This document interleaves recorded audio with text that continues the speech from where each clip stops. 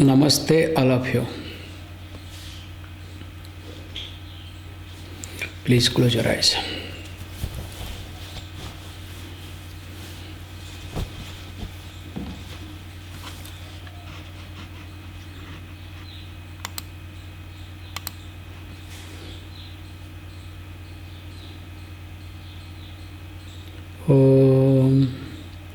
Om Sadashiva-Samarambham Shankaracharya-Madhyamam Asmadacharya-Paryantam Vande Guru-Paramparam Gurur Brahma Gurur Vishnu Gurur Devo Maheshwaraha Guru Sakshat Param Brahma Tasmai Shri Gurave Namaha. Om Sahana Bhavatu Sahano Bhunaktu Sahaviryam Karavavahi Tejasvinavadhitamastu ma vidvishavahi. Om Shanti Shanti Shanti.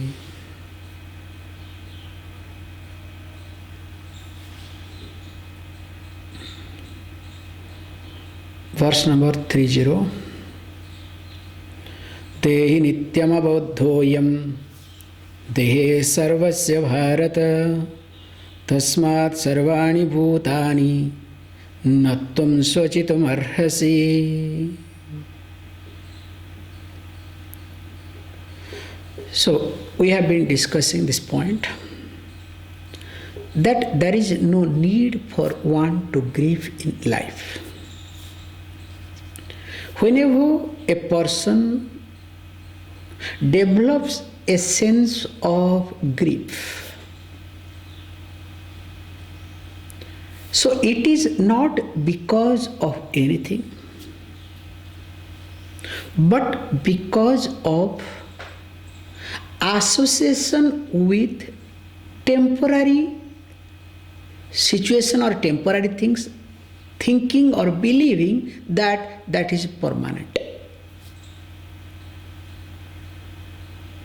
So holding on to fragile thing, thinking that it is everlasting. This is, in short, the sense of grief that we develop in our life. And moreover, this is very good concept is coming, few verses, especially these last 3 verses which we'll cover today. That time you develop the sense of grief when you don't do what is to be done. When you fail to do what is to be done at that moment. During that time, if you are sensible, and if you are not sensible later on, you develop sense of regret and grief. Now look, the example is here, one fly, okay? I can give you this example now, how it happens. So there is a fly, because what is to be done is not being done properly. Means the door could have been closed before. Now also door is open. Now the fly has got in. Now, because what was done to be done is not been looked at, and of course if it has come in, now I can allow. Suppose let us say, what I do is I get angry, I start chasing or I start hitting, and finally that fellow dies. Then what I'll think, oh God, why did I kill? So that means what is to be done, if it is not done, definitely the consequences of it, there is a disturbance in you. To handle, to manage, to suppress that disturbance, you do some other thing.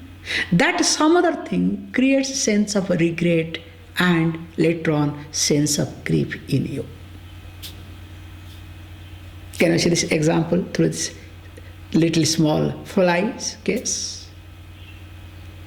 So that's why, in short, the sense of responsibility, or you can say the lack of responsibility, creates the sense of grief in your life. So the more you have grief, the more you are lacking in your responsibility. With this background, let us look at the verse contextually and we'll have look at it carefully. Swadharma mapicha veksha na vikampitum arhasi dharmadhi idvat shreyonyat kshatriyasya na vidyate. So contextually here is being talked that for a righteous war, especially for a kshatriya means those who are born and grown up to protect dharma by punishing wrong people and rewarding good people. Because this is how we had a Varna Vyavastha. Later on, these Britishers, they came to India and they destroyed and they translated this Varna Vyavastha into caste system, which was a disaster because their policy was what?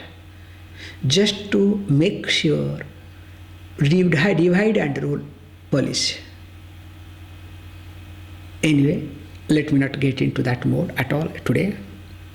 So here he says that for a kshatriya, a war again that is supposed to protect dharma is something to be looked at. It's like contextually you can say, if a person is an army person, when a person joins in army, nowadays things are changing, but spirit you understand, okay? When a person joins in army, looks for what? I should get an opportunity to fight for my country. That is the spirit of army people in any country. When they join army, that in my lifetime at least, let me have opportunity to fight for my country. That is how it's supposed to be. And if we observe, I have also come across that if any army personnel do not come across a war or really does not get any chance to fight for the country, after retirement feels very uncomfortable. This is the truth, this is the reality. So how for an army person, a war that in order to protect my country is something important. Now here for a kshatriya, a war that is to protect dharma, not country here, is that equal? So dharma means don't translate as a religion, okay? So that means all the religious people are become, warrior. Not necessarily. In fact, that is more dangerous. That's why again another translation of this Britishers, dharma means religion. So how to destroy? Again they destroy it nicely. So religion is not dharma. Please understand. We have to be very clear. Because today what you call as a religion, what do they translate from dharma? That is, I call them as a sect. A bigger group, you can see, you can understand very carefully. Suppose today, this example sake I am saying it, but don't look at this way. Suppose today, now you started following me. So we become fanatic. Then slowly we start diverting. Then finally what happens? Becoming a sect. Somehow market that sect properly. One momentum is created. Let us say 1 million or 2 million devotees, donkeys, join together. Then what happens? Will there be a new religion or not? And that is how the religion, any religion you look at. So here we have to be literally be very careful looking at that. The dharma means not religion at all. A religious person, please understand, a religious person cannot be, need not be a righteous person. And if a religious person becomes a righteous person, cannot be called a religious person either. We have been brainwashed to think that a religious person is a righteous person. If this is the case, then nowhere in the world that religious people will not go wrong. But unfortunately, everywhere religious people go wrong. Please try to understand this point. So what I am highlighting here is, one, really be careful that only for very rare people, like army, here in this contextual, you come across a righteous war. For you also, you can look at contextually. That when a given situation comes where your life, you have been really, let us say you have been born or brought up. If you just look at your life, the truth of you, the essence of you is being tested. The maturity of you is being measured when you come across a crucial moment in your life. If everything goes smoothly, and you also are very smooth, goody, that is not the truth, that's not the reality. So in your crucial moment, how carefully you manage, you handle, you face, that is the maturity people expect from you. That's why here is being highlighted very nicely. Swadharmam api chavekshya na vikampitum arhasi. Really, if you look at your own duty at any given moment, you don't have to waver either. But the problem with you is, this is the common problem we develop without our knowledge. Remember this point. We do not look at our duty, but we look at the result of our duty, the consequences of our duty. Not only the result or consequences of our duty, but our imaginary result. You understand? Imaginary, projected result of duty.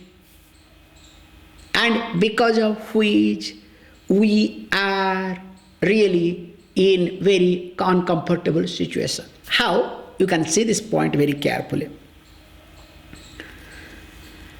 Generally, when you start riding bicycle, sometimes I see in this in the social media, the contest, like, there will be a pond, in that pond there will be just 3 inches or maximum 6 inches width of a plank from one end to other end, around 50 meters. And the person has to go by cycle.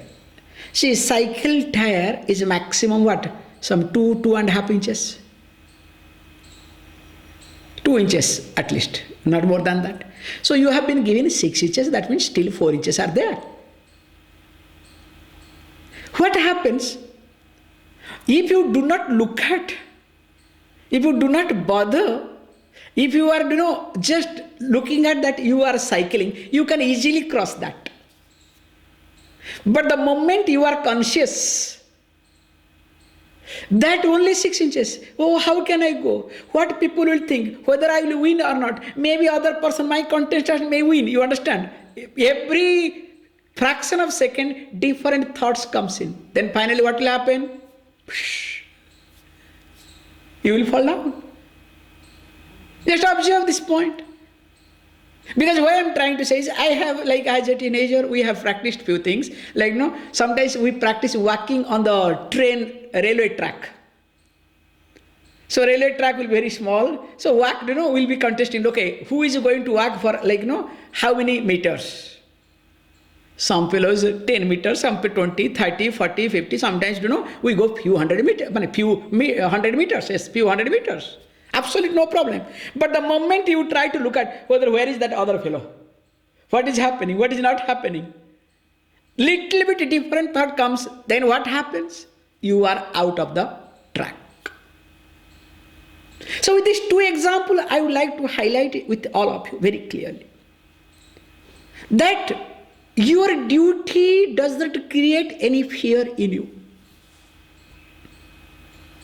Duty means here, what is to be done by you at a given point, not what you know, what your mind wants, what your likes and dislikes wants, or what the situation wants. That's why to know your duty, you need to have knowledge.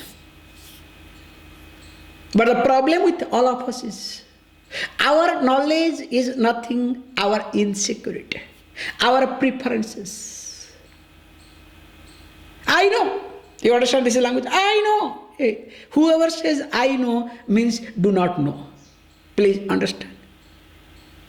Whenever in mentally, forget about physical, whenever mentally you say that I know, means you do not know anything. Your mind is very funny, very tricky, wants to confirm, wants to take you for a ride, stating that, hey, you know. And you get carried away. That's why, please remember here, with reference to duty, there is no need for you to waver. So that means whenever you are wavering, whenever you are fluctuating, whenever you come across different situation, that means you don't want to do, but you want to enjoy. Am I clear? Only you are more interested to enjoy. And nothing wrong in it, you can enjoy, you work for it, enjoyment will come. No, I don't want to work, but I want to enjoy. So no responsibility, but all enjoyment. That time you waver a lot. While discussing this thing, goes further really nicely. Let us read the next verse. Yadruchaya chopapannam surgadvaram apavritam sukhina kshatriya partha lavante yuddhamidrusham. Contextually, here he said, oh Arjuna, that only for few lucky people, lucky kshatriyas, those who are really fortunate enough, for them this kind of battle comes, not for everybody. And interestingly, it has come to you by itself. You did not work for it. In fact, you have tried to avoid, all of you have tried to avoid, but in spite of that, it has come to you. And that means not only that, which is the gateway to heaven.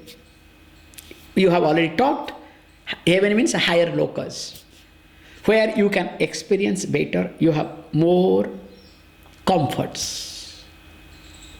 Now, let us look at psychologically. If you observe in your life that every critical situation, especially where your knowledge, your maturity is more important, and that critical situation is an opportunity for you to look at yourself, to look at others, and to especially look at your likes and dislikes. But generally what you do?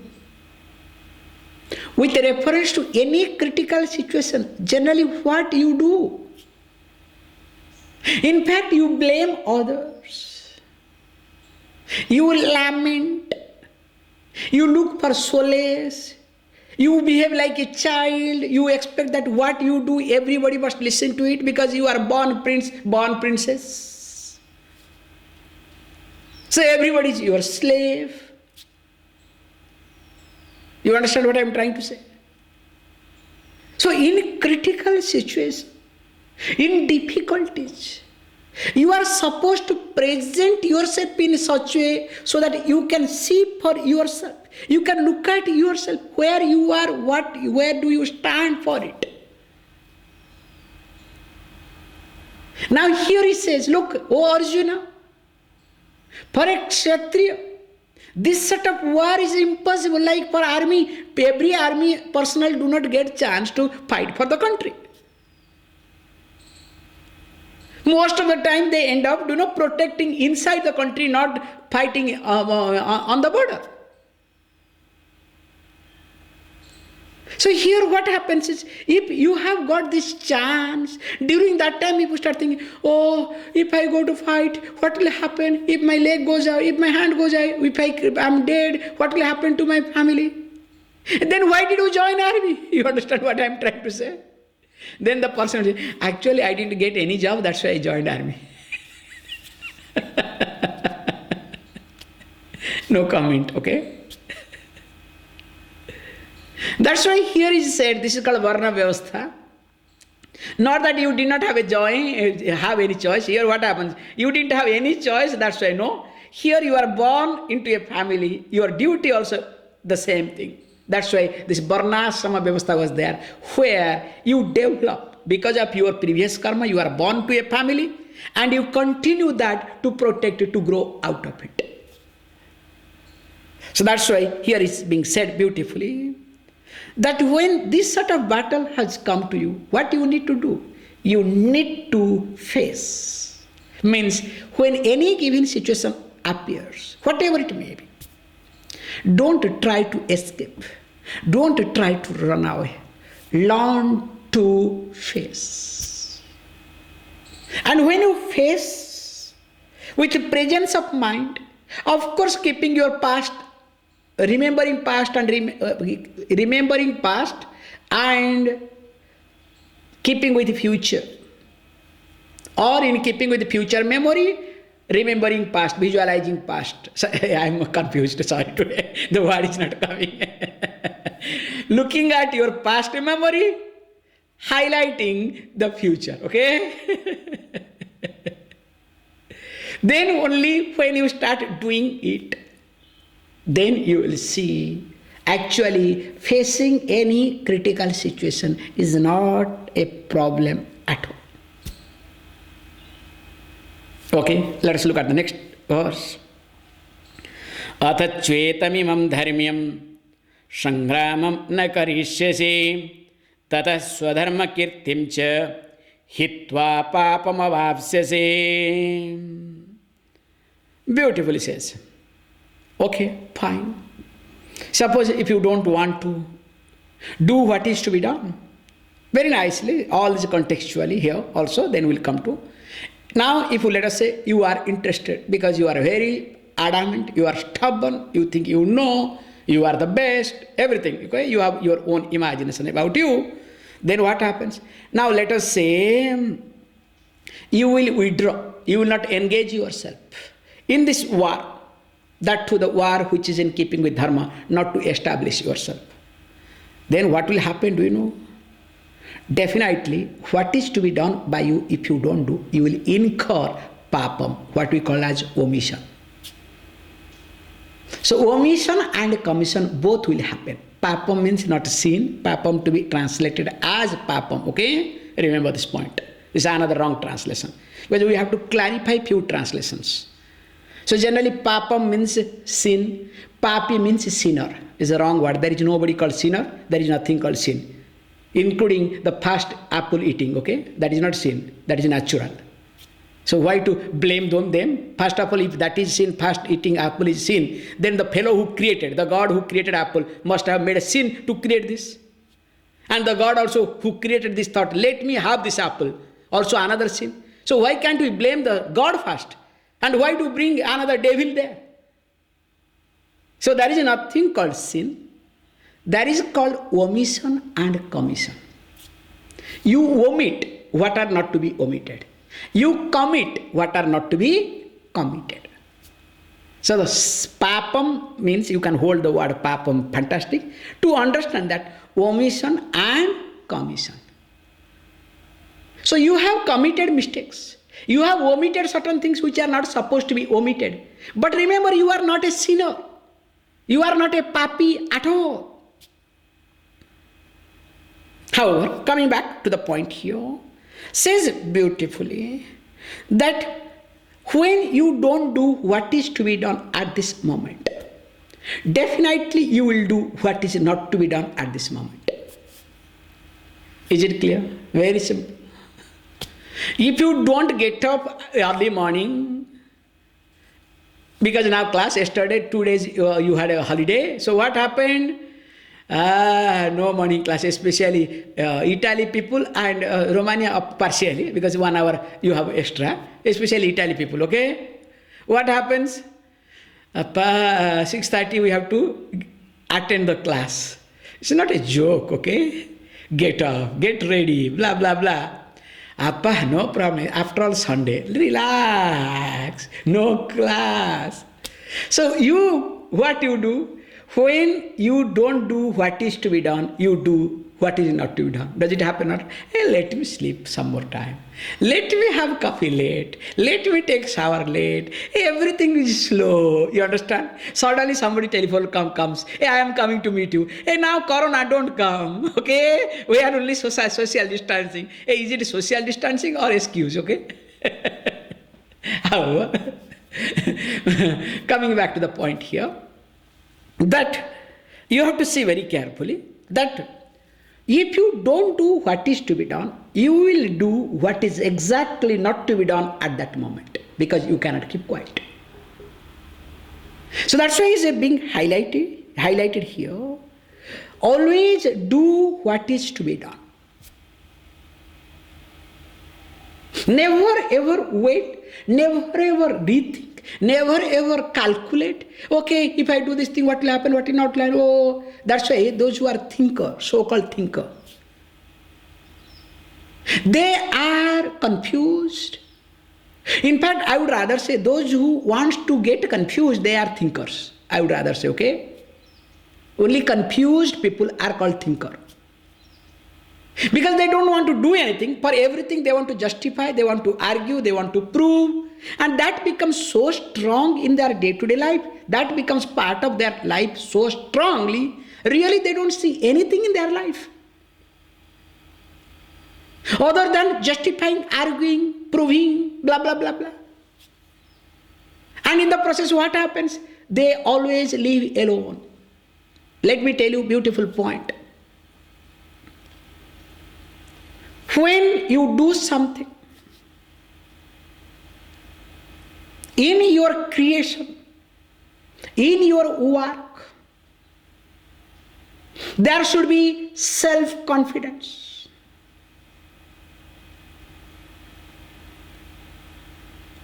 Because only the work you do or